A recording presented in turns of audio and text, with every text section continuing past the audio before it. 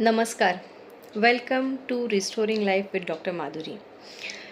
आज माझ्या यूट्यूब चॅनलवर किंवा माझ्या ह्या व्हिडिओमधनं मी तुम्हाला डिहायड्रेशनबद्दल सांगणार आहे.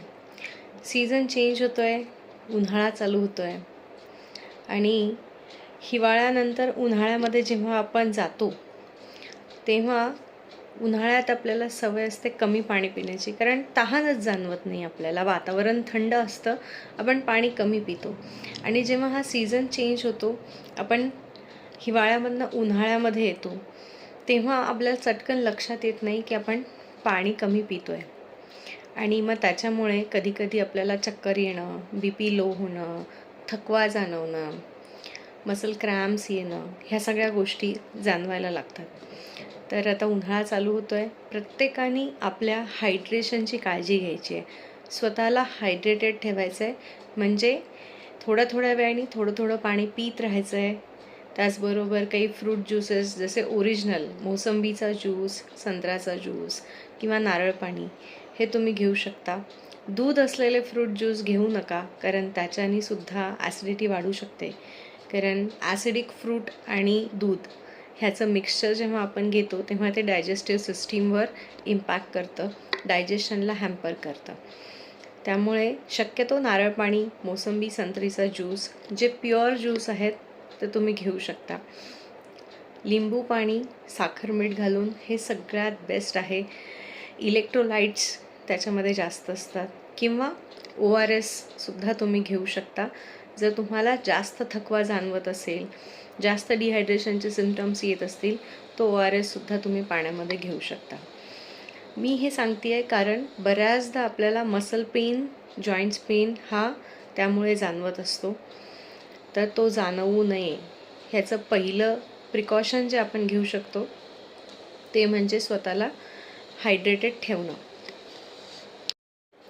आपल्या स्नायूंना योग्य प्रमाणामध्ये न्यूट्रियंट्स, ब्लड सप्लाय आणि ऑक्सिजन हे मिळणं खूप आवश्यक असतं. आपले स्नायू हे आपल्याला चालतं फिरतं ठेवत असतात, ॲक्टिव्ह ठेवत असतात. आपली सगळी दिनचर्या ही आपल्या स्नायूंच्या कामांवर अवलंबून असते.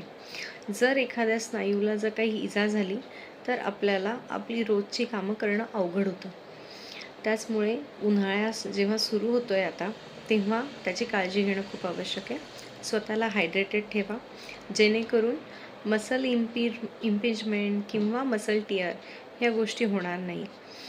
जनरली जेव्हा ऑक्सिजनचा सप्लाय व्यवस्थित असतो, ब्लड सप्लाय व्यवस्थित असतो मसलला, त्यावेळेस अशा प्रकारच्या मसल इंजुरी होणं हे खूप कमी प्रमाणात असतं.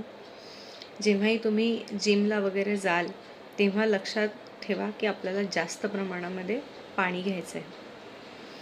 आणि मसल इम्पिजमेंट किंवा मसल इंजुरी जर झाली तर त्याचं रिकव्हरी होणं थोडंसं लाँग प्रोसेस असते. ग्रेड 1, ग्रेड 2पर्यंत आपण एक्झरसाइजनी, फिजिओथेरपीनी मसल इम्पिजमेंट किंवा मसल टेअर ट्रीट करू शकतो. अदरवाईज त्याला जर पुढचा ग्रेड असेल तर ऑपरेशनपर्यंत आपल्याला त्याची ट्रीटमेंट करावी लागते. त्यामुळे precaution is better than the cure. So hydration आणि छोट्या स्ट्रेचिंग एक्झरसाइजेस किंवा वॉर्मअप, कूलडाऊनच्या ज्या एक्झरसाइजेस आहेत त्या तुम्ही करू शकता बिफोर एक्झरसाइज, बिफोर वॉक किंवा बिफोर एनी स्पोर्ट्स. तर नक्की ह्या टिप्स लक्षात ठेवा.